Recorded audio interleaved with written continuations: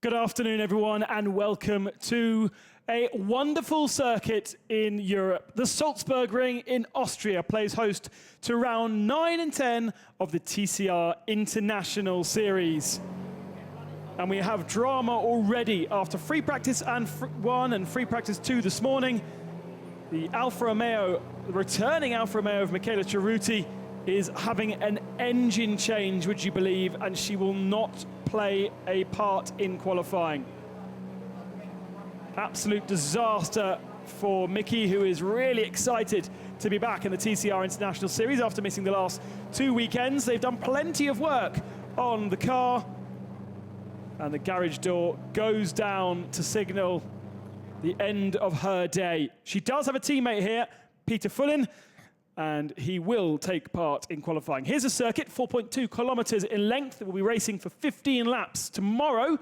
Back-to-back races. It's a very fast circuit, an old school circuit, and very little in terms of runoff area as well, making it a dangerous circuit, requiring the bravest of the brave. And just to throw into the mix even more confusing, air temperature nice and warm at 21 degrees, but you can see the clouds are forming above the circuit. We are expecting rain this afternoon. Well, Kurt Tremmel from the Liqui Moly Engstler team. Not the circuit for the Volkswagens, it would appear, this weekend. What have you been able to do after free practice? Basically, I have to say it's the symptomatic for motorsport that different racetracks with different characteristics have different things for the different brands. Yeah. In the moment here in the Salzburgring, we are not so happy with the aerodynamic of the Volkswagen, and okay, we try to find a solution to help the driver with the best setting in the corners.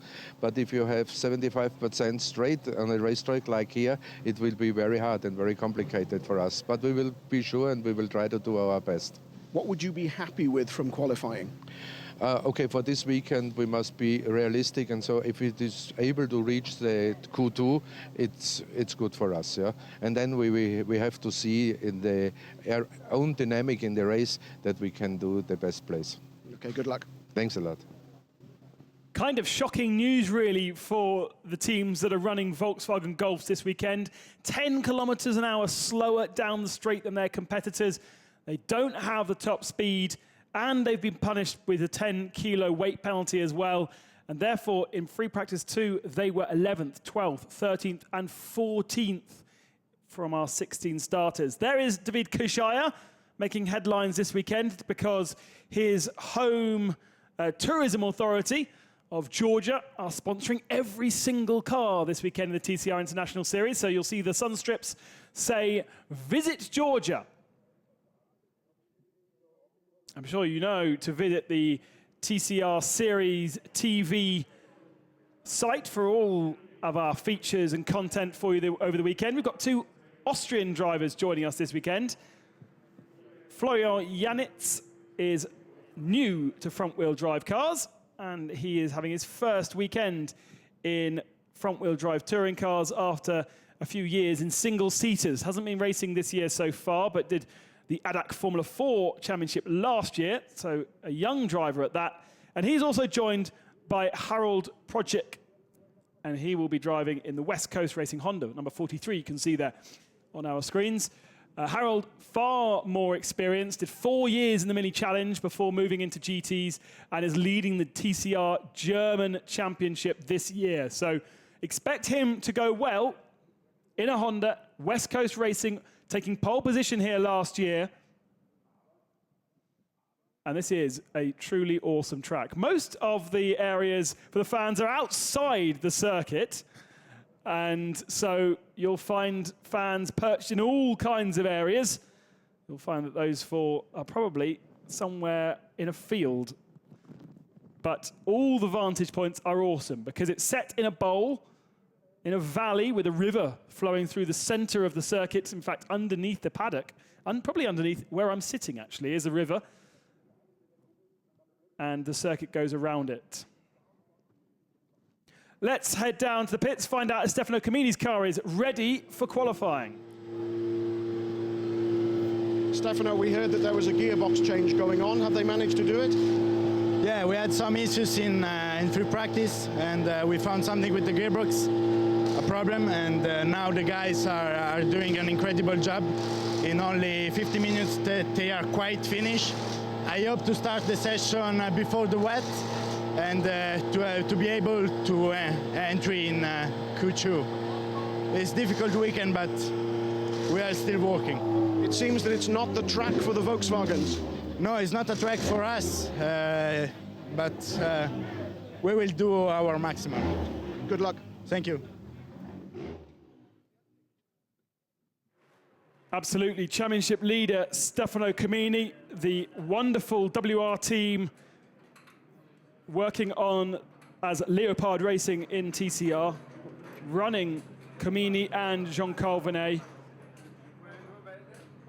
And this is the first weekend that we have returned to a venue that we raced in 2015. So we do have a legacy here in the TCR International Series. We've already beaten the track record by 0.4 of a second just in practice alone. And you can see there's still plenty of work to do on Comini's car. The hub there on the left-hand side still not fixed to the suspension units. So we are going to start qualifying in a minute and a half. Stefano is going to be out at the very end of that session. Here is the driver's points after 4 weekends of action. Pepe Ariola 15 ahead of Stefano Comini. Gianni Morbidelli hasn't scored in the last 3 races and therefore sits 31 points down. James Nash missed out both scores in Imola after engine problems. Therefore, he is 34 down. Mato Homola in 5th position in the championship is the first man not to have scored a race win yet, but did take his first podium in the championship last time out in Imola in race 2. 16 drivers, 16 cars entered into the race weekend, including the duo, the Austrian duo that we've already spoken about, and the returning Alfa Romeo of Michele Cerruti, but also teammate Peter Fullin. New to the TCR International Series, not new to TCR or TCN2 as a brand. He races a Seat in the European Touring Car Cup and is a champion in that, a multiple champion, both in rear-wheel drive and front-wheel drive. So a very well-respected driver, bringing a lot of experience to the Mulsanne Racing team. And I think we will find that Alfa, if he doesn't have any problems, should go very well. But interestingly, he did have a problem in free practice too, where the air going into the engine bay pushed the splitter and broke the splitter. Such was the speed and the amount of force created going down the back straight. It actually basically ripped the splitter off. Qualifying is beginning then. The green flag is flying. This is all about the slipstream. A huge straight that makes up half the lap, flat out for well over half the lap. The cars now head out to track. James Nash slots in behind Pepe Ariola. Those boys aren't quite sure if their slipstream is working or not. We heard on Facebook Live just before we came on air that Nasher was saying that they were keeping their powder dry. They were not showing their hand in free practice 2, and that's why it wasn't working. But their team manager, Andrew Chisholm, is a little bit more skeptic about the 3 of them working properly. You can see we've got 3 Seats, then we've got 3 Hondas, the 3 West Coast team, and then a lovely big slide from Dusan Borkovic. And the 3 B3 racing cars are next up. Behind them are those drivers who don't have teammates or don't have a big team.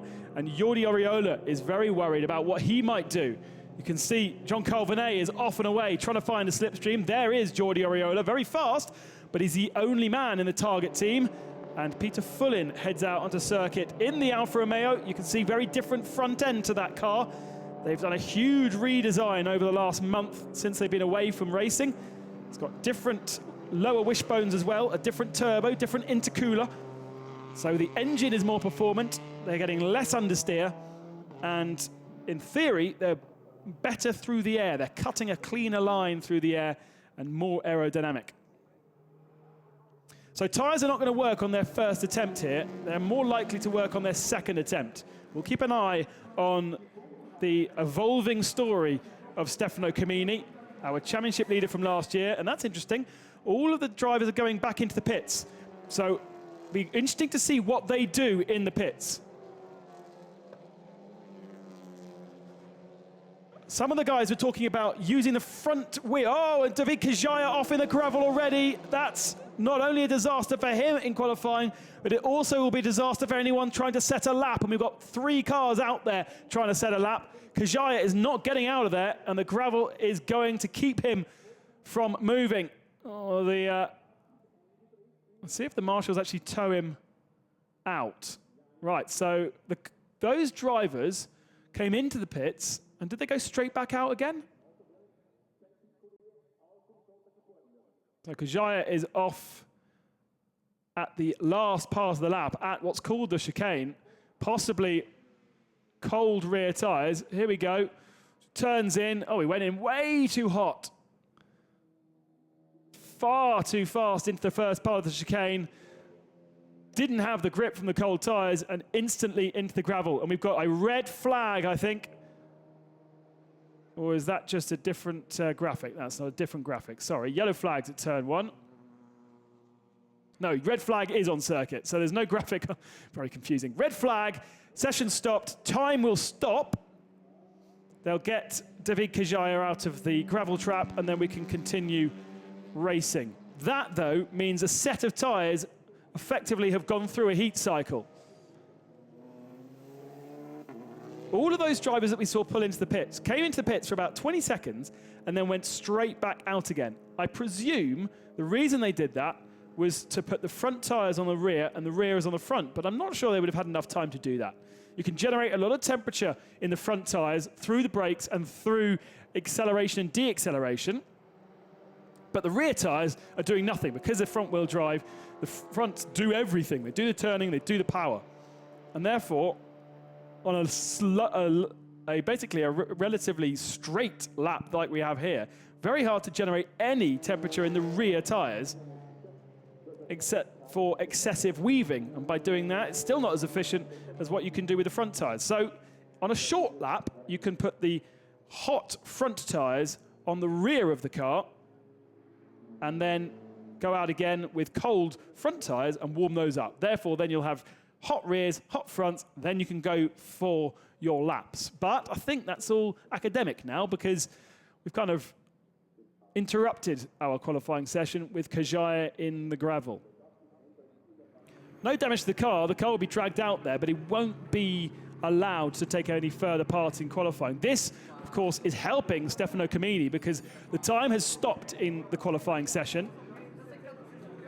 And this is giving the Leopard team a bit more time to make that car ready.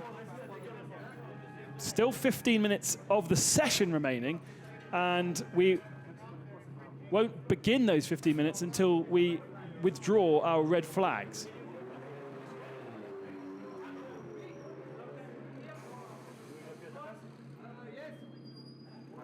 So all the cars coming back into the pits. Let's have a quick look as to what they might be doing, the team might be doing out there. There was yellow flags at turn 1, but I'm not quite sure why, because turn 1 was not the area where Kajaya was off. He was off in turn 14, in fact. But those marshals are down at turn 1, and maybe someone did skip across the gravel trap and drag a load of gravel onto the circuit.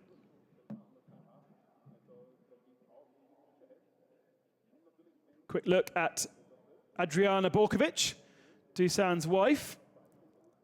A major part of Dusan's racing career. Restart will be in just 1 minute's time, so we'll get the cars back out on the circuit. Short call from our race director. The bonnet's still up on one of the Lukoil cars. And now the cars are back onto track. Green flag, and we can go racing. Interestingly, though, the graphic said restart at 3:07. It's 3:06:30 that the green flag has been thrown. So I expect that was a little bit of a surprise for many of the teams and drivers. However, the red flags have been withdrawn around the circuit, and we are back underway. Only 2 of our Craft Bamboo Lukoil drivers on their own. A quick look at the underside of Matto Homola's car. Now, was he the driver that went off at turn 1? Maybe he was. And therefore, looks like he might have pushed the splitter. You can see the splitter's much closer to the front wheels than he should be. I think Homola went off at turn 1, dragged a load of gravel onto the circuit, and that's why we had yellow flags there. And now the mechanics are furiously trying to pull the bumper back off the wheel. Disaster for Homola, because he was my tip, him and Dusan Borkovic, and that's weakened the B3 army a little bit. Homola pole position in the second round of the championship in Estoril, in only his second weekend in the TCR International Series.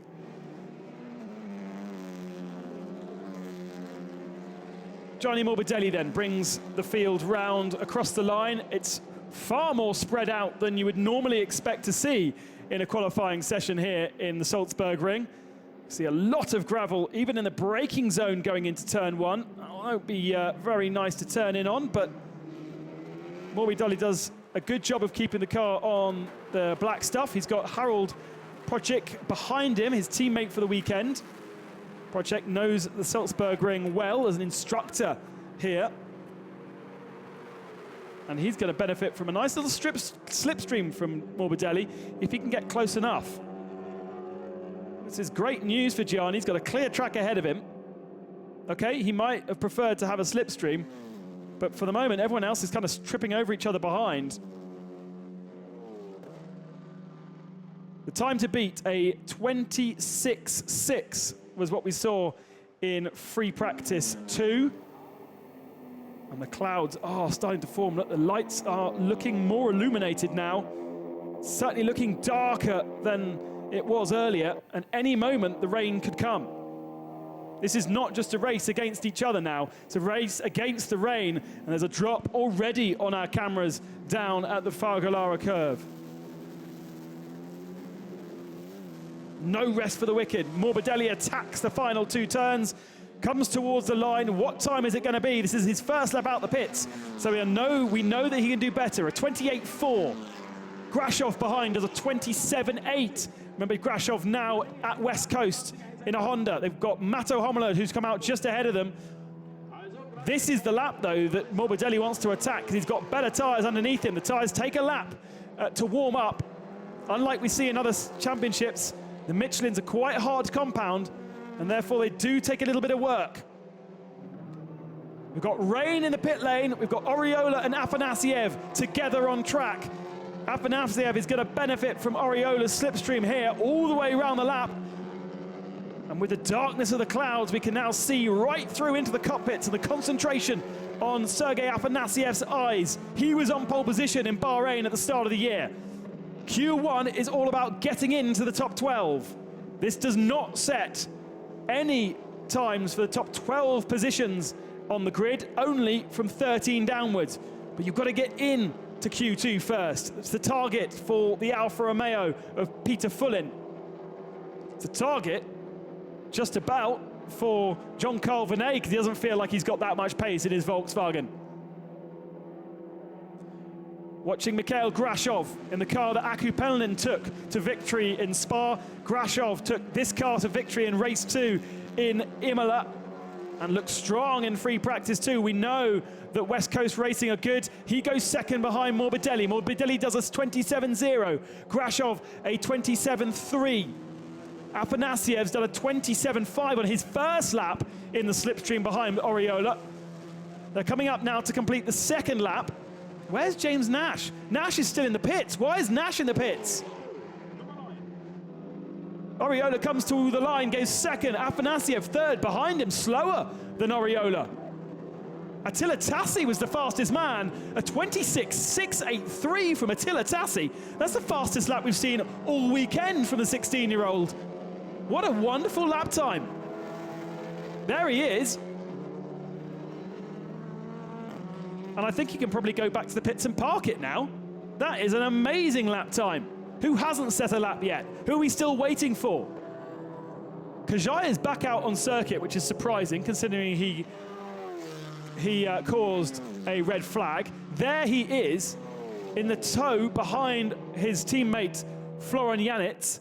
Janitz never has driven a front-wheel drive car before. Very different to driving a rear-wheel drive single-seater that he's used to.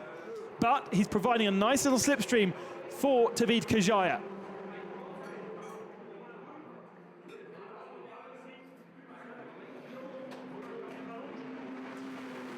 Still improvements from Kajaya. Kamini's sitting in his car. Will Kajaya get through? Mato Homola goes 11th fastest. Gianni Morbidelli's on a slow lap. Not interesting. He's only in 3rd position. The Hondas are all through. They're happy. We've only had 14 cars on circuit.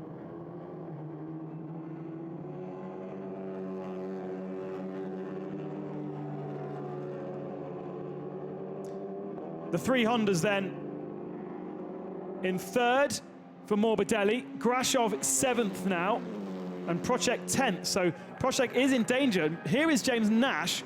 What's happened to him?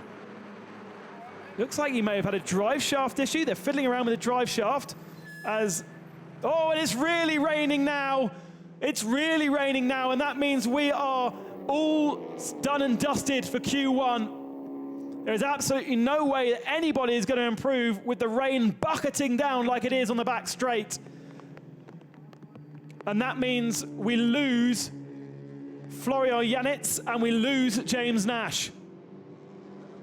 We lose Stefano Camini and Michele Cerruti as well. Neither of those have managed to do a lap, but nobody will improve with the rain falling as it is. And we're about to have, I'm afraid, a very boring 8 minutes. Cars will come into the pits now. No experience of wet weather running around the Salzburgring. And very little experience actually of running in wet conditions at all. Well, I think we had free practice 1 in Estoril. That was wet. Kajaya has found his favorite gravel trap again. And he heads to the pit lane. Disaster for the Liqui-Moly Team Enxler guys. They should have got through. There was only 14 cars on circuit. There was only 2 spots that were unavailable. Actually, David Kajaya has got through in 12th. His time good enough for 12th, even though he was way, way off the pace because he didn't set a proper lap time. And there's James Nash's car.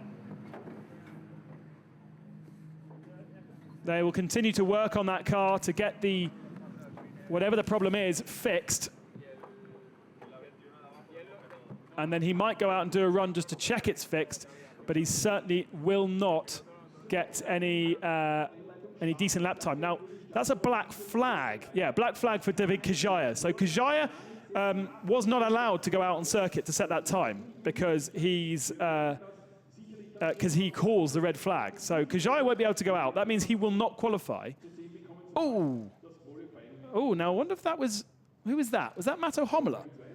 I wonder if that's one of the reasons why he's got a damaged front end. Homola did go through, though. He got into 11th position. There's still work going on, and it is a drive shaft problem for James Nash. The old one comes out, you can see, unless it was a gearbox issue.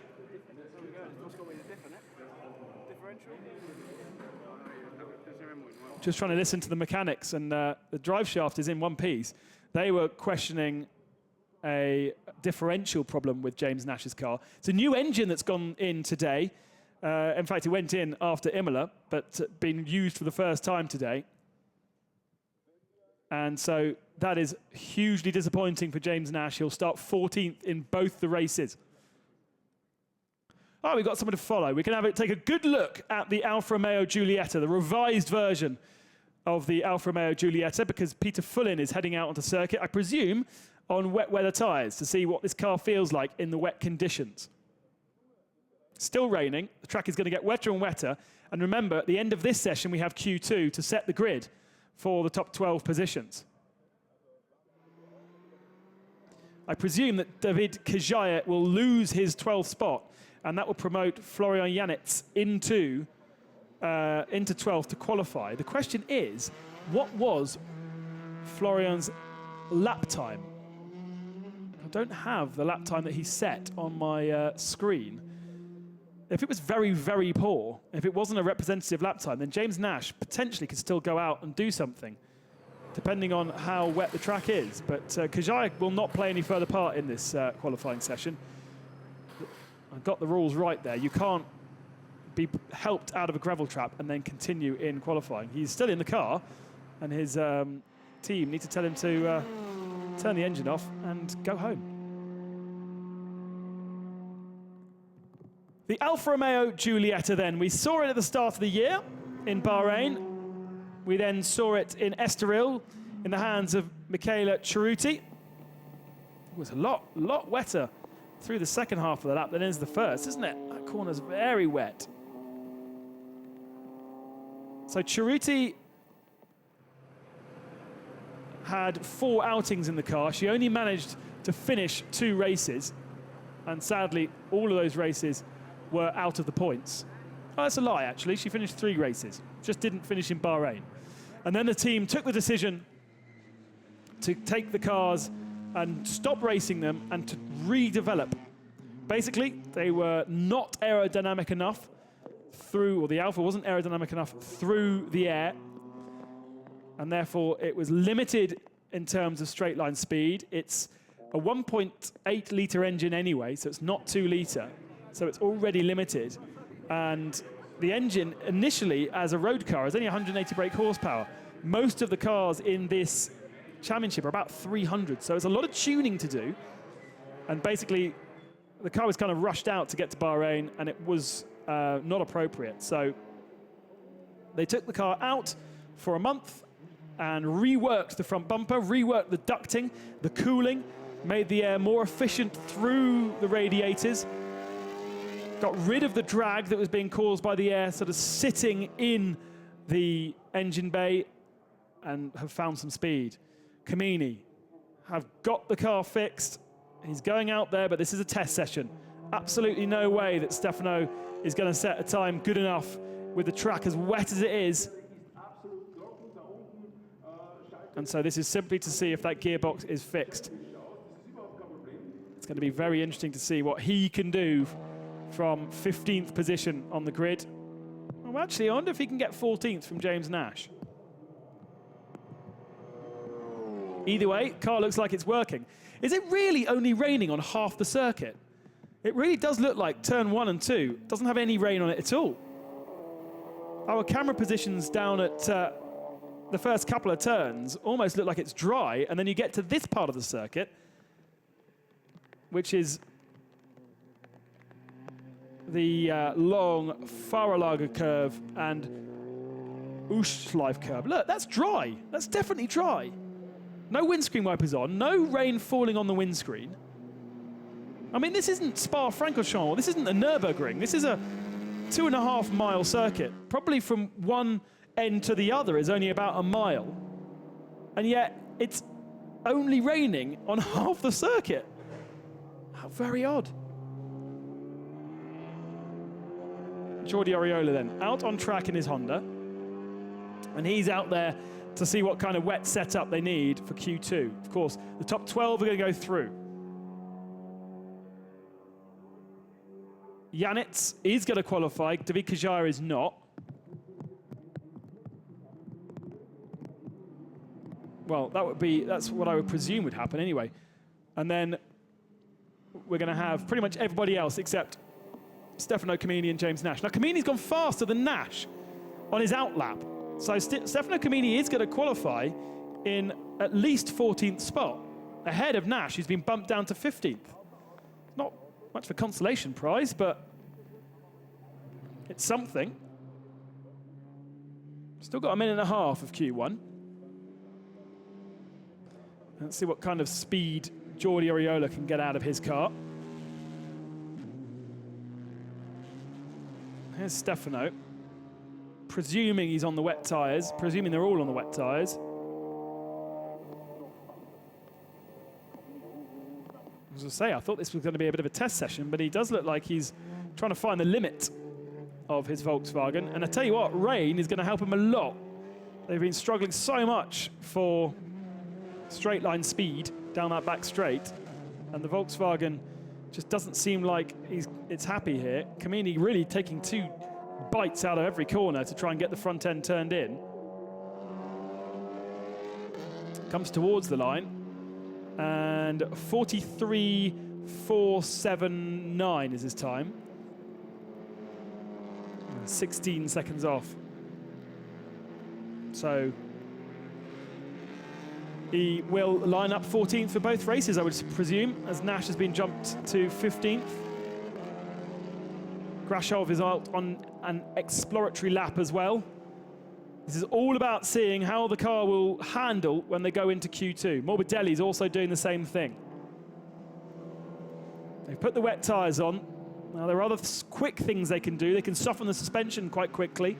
They can take a anti-roll bar off without too much hassle. Can't really change the camber and toe of the car, which you probably would want to do in wet conditions. You want the wheels to point inwards a bit more. Actually outwards, outwards a bit more, so toe out, to get the initial turn in to feel good. And checker flag is flying, and the Honda heads back into the pit lane. And just confirm then that Florian Janitz has qualified into Q2, and David Kajaya will not. So he'll start 13th for both the races. If you're on Alpha Watch, then the Giulietta will finish up in 9th position. Peter Full in there. 9th spot for the Alpha, and he will qualify into Q2. So mission accomplished for John Gentry. He wanted to be in Q2. He's going to have that.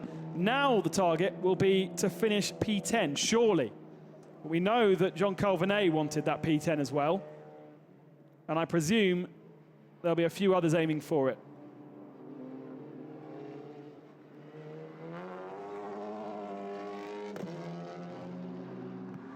So the guys we lose then, James Nash is out, David Kajaya is out, Stefano Camini is out, and we did not see Miki Cerruti.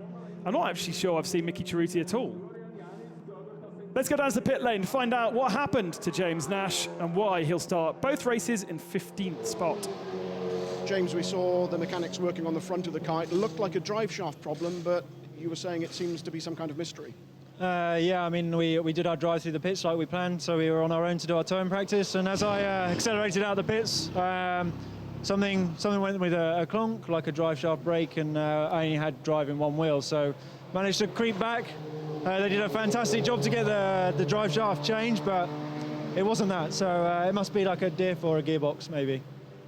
We spoke in Imola a fortnight ago, and you were saying the bad luck, and it seems to have followed you to Austria.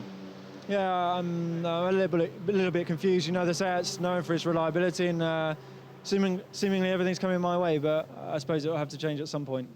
Bad luck. See you tomorrow. Cheers, thank you. You can see the frustration on James Nash's face. Not only frustration for him, but it'll be a little bit of a worry for Pepe and Sergei Afanasiev as well, because they don't have a third towing partner now. And James Nash's championship hopes continue to slide slippery down. Before the weekend, he was 4th, took no points from Imola. And at the start of the season, he started in Bahrain with 2 podiums, took a victory in Estoril. And it was looking good. Oriola's the only man in the championship to have scored in every single race. There he is, and that's why he leads the championship. Even if in Estoril he said he had a bad weekend, he still picked up an 8th and a 10th, and that was a couple of points. Everybody else in the championship has had one race where they've been outside the top 10. If that by retiring, or in Mato Homola's case, he's a man who's the only other person, not the only other person, but There's 4 drivers that have finished every race. Homler is one of those. Kajaya and Grashov are the other 2.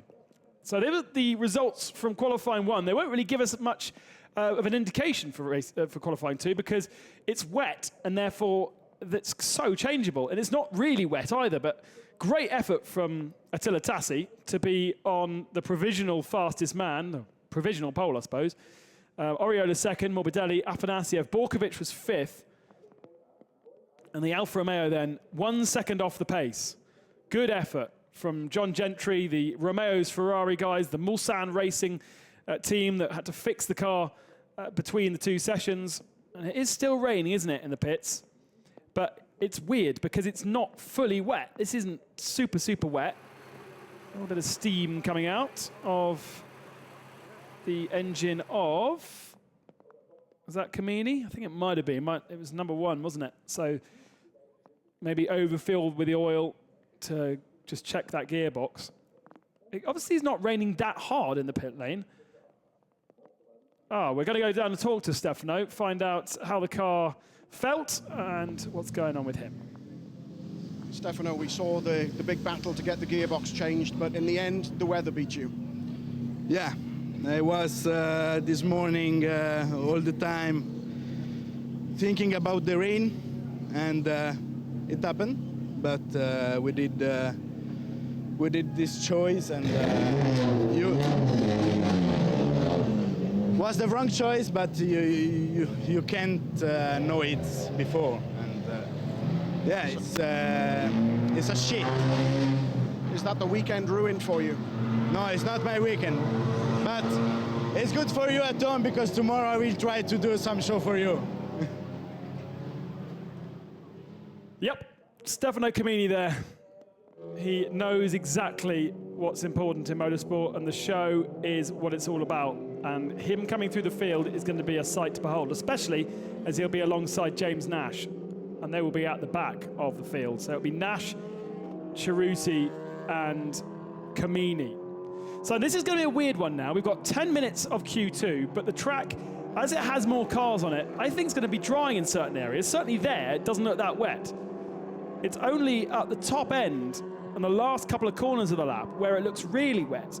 So as the cars drive over that, they're going to move the water and it's going to slightly dry. So each lap that they go out is going to get better and better and faster. It could mean that the last person over the start and finishing line will get the best conditions on track and therefore will take pole position. This is a real lottery. This is really hard for the drivers to try and find their optimum place on track. Look how wet it is, though.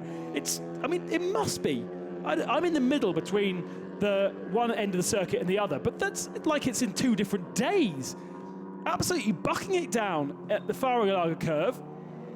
Pit lane looks a little bit wetter now, but turns 1 and 2 look pretty dry. Here's Homler coming out of it. That's a dry track. And suddenly, as the camera turns, okay, we're going through Nockstein, so that's basically effectively the second corner on the lap. But look at that, it's a different place. Harold Procik has set, I thought he was about to say set the fastest lap time. Oriola goes for turn 1, but isn't able to turn in, so takes to the escape road. As I say, nobody's run in wet conditions around the circuit. They've got absolutely no idea what to expect. They have a very, very specific setup in the dry conditions for this track to maximize speed down the straights. They don't worry about stability. And suddenly, what you want is stability, especially under braking. Oh, I think Oriola would have made it. He was a bit offline, but I think he would have made it. Right, eyes open then, because at any point we can start seeing good lap times. Who is on a time at the moment? We're watching Pepe Oriola. Behind him is Harold Procik. And Harold's local knowledge might help him a lot here, I think. Because especially around this turn, he'll know where the grip is, and it certainly won't be where the grip was in the dry conditions. Oh, very hot into the turn, but look, he got it turned in, so that's an interesting line. Stay low, off the racing line normally, and you can steam into the apex. Got it slowed down, and he's right on the tail now of Oriola. Oh, it looks horrible outside. I'm glad I'm in the commentary box.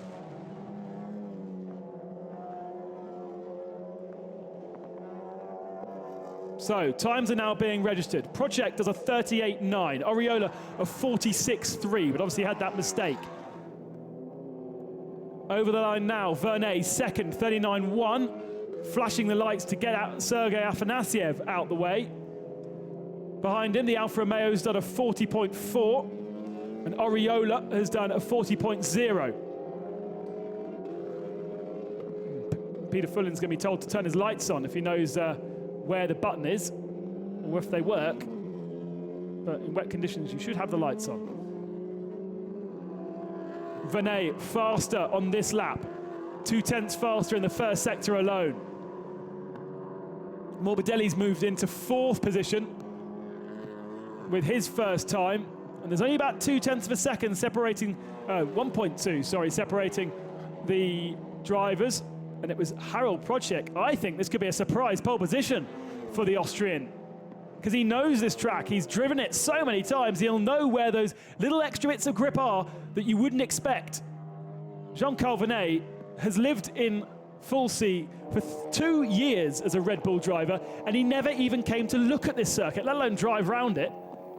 Now he's trying to search for the grip in a front-wheel drive car that he's hardly driven in wet conditions. Big bit of understeer as he goes through. The conditions are horrible at this end of the track. Second at the moment for the Volkswagen that looked in all states of horribleness in free practice too. But the rain has come and it's going to help him, I'm sure. Coming towards the line, Procek has improved by 0.2 of a second. Vernet does improve, but does not go up in terms of positions. Pepe Oriola has moved up into 3rd spot, dropping his brother Jordi down to 4th. No improvement from Peter Fullin, who comes across the line, or Attila Tassi, who's down in 8th spot. Mato Homela and Dusan Borkovic are in 9th and 10th at the moment as we watch Gianni Morbidelli. Morbidelli's in 5th. Can he improve his time? He's not as fast as he was in Sector 2. I think it's raining more. I think it's a lot wetter than it was when they started this session. He comes across the line. He does improve by 1 position, though, up to 4th spot. Florian Janitz is in 11th, and Sergei Afanasyev is in 12th. Afanasyev's the only man who's yet to set a time at all. Here's Dusan Borkovic. He goes up into 6th position. That puts his teammate Attila Tassi on the front row for race 2. Borkovic was talking about aiming for the P10, but maybe in these wet conditions he's decided against it. We're watching now Pepe Oriola, not any faster through the middle sector of the lap, so he's not going to be improving. We want to see his teammate, really. Where's Sergei Afanasyev on track? Harold Procek braking and squirming around as he tries to get the car slower, and already there's massive puddles forming on the apex of the turns. It really is raining a lot, but only seemingly on half the track. No improvement from Oriola or Procek on those last passes, so the track is getting wetter. Vernet comes across the line. He goes up to 2nd. No, he was in 2nd already, wasn't he? Here's Morbidelli. What about improvements from him? Morbidelli now is a lot faster than he was in the last 2 laps, but he's suddenly found a river going through the final 2 turns, and this is where it's a lot slower. Look, we didn't see them splashing like they're doing now. It was a better lap time in the first 2 sectors of the lap, as the graphics show, but the track conditions are appalling in the last sector of the lap. There's no way that he can improve. No, he drops 1.4 seconds in the final sector. So now the important thing is Sergei Afanasyev. He's 11th position. He's just set a lap time. But can he move up 1 more spot to claim pole for race 2, or will he start both races in 11th? That's certainly not what Bamboo Lukoil would have hoped for. Oriola through the final part of the lap, sliding around.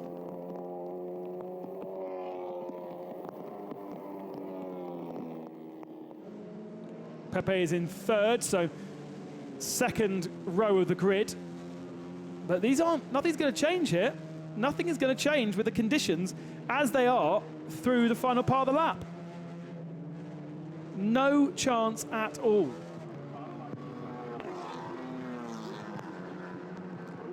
And what that means is we've got a rookie on the pole position. Harold Procek, the Austrian, leading the TCR Germany series. He is going to be on pole position for our international race for West Coast Racing. So a Honda is on pole position, but not the Honda that we would have expected. Here is Mikhail Grashov. Grashov is in 8th spot, so row 2 for race 2. Not bad at all, but no improvement from him. He's made a hash of the first part of the lap. I think he might have gone through the chicane because he's 4 seconds down on the first part of the lap alone.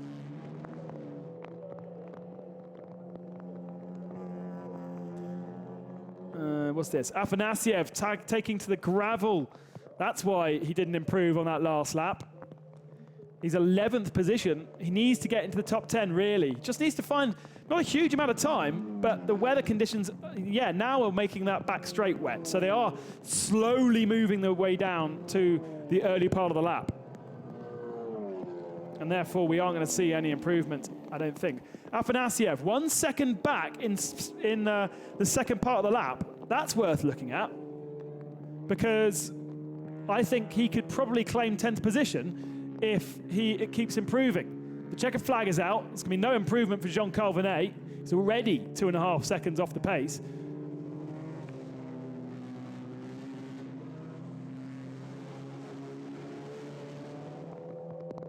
Now, is he going to get in the way of Afanasiev? Here's Afanasiev behind. Afanasiev goes through the final turn. He had to keep a little bit tighter, but what's his time going to be as he comes towards the line? Will he get into P10? He does! What a great time for Sergei Afanasiev!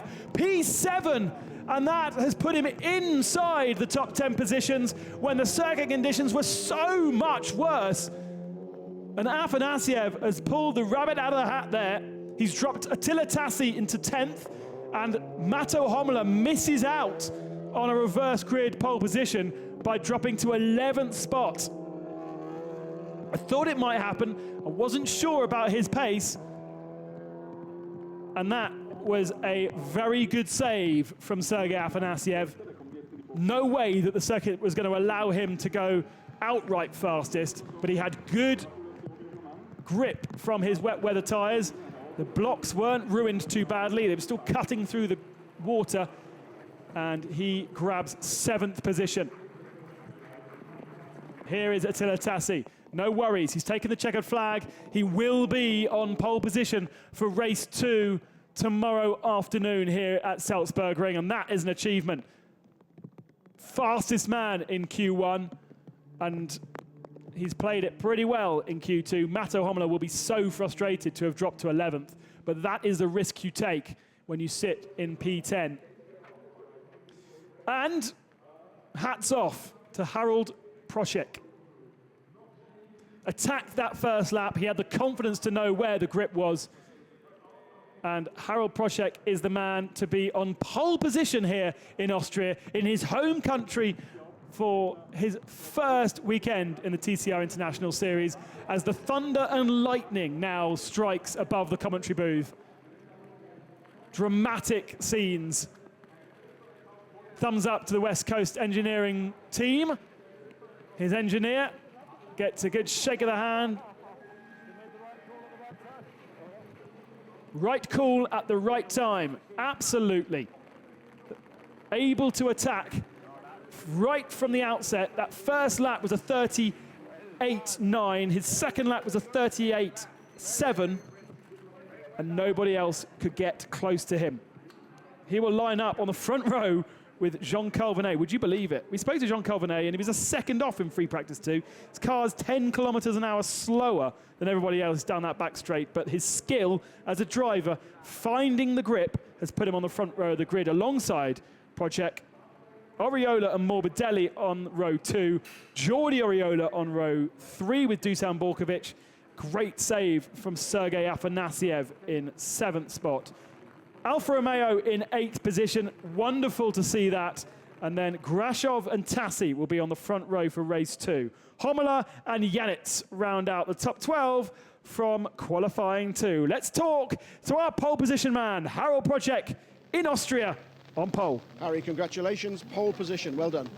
Yeah, I think it was the same surprise for me than for the other ones. It was a gamble.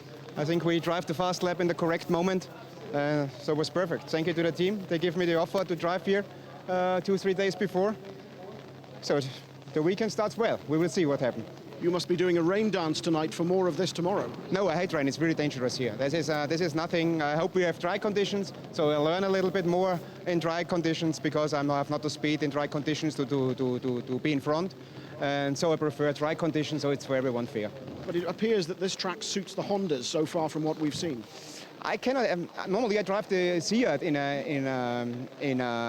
the German series. When you ask me, I prefer the Seat a little bit more, but the Honda is for sure a fast car. I'm not so confident with that car that I can say which one is faster, but for sure when you see in dry and also in wet, we are in front, so I think the Honda guys do everything correct. Well done. Thank you. Well, that was a refreshingly honest interview, wasn't it? He's just taken pole position in a Honda and he prefers to be in a Seat. Okay. They are very different cars to drive, and we've heard that already. We do get points for qualifying, by the way, top 5, and Oriola therefore extends his championship lead by a couple more points over Stefano Camini. Morbidelli has a couple of extra points over James Nash in 4th, Homola 5th, Vinay 6th, takes a few points as well for his P2. But very, very confused by his comment, but wonderful to have an Austrian on the pole position. A very dangerous circuit in the wet conditions, he says. So he wants dry conditions tomorrow. Well, I'm not quite sure about that.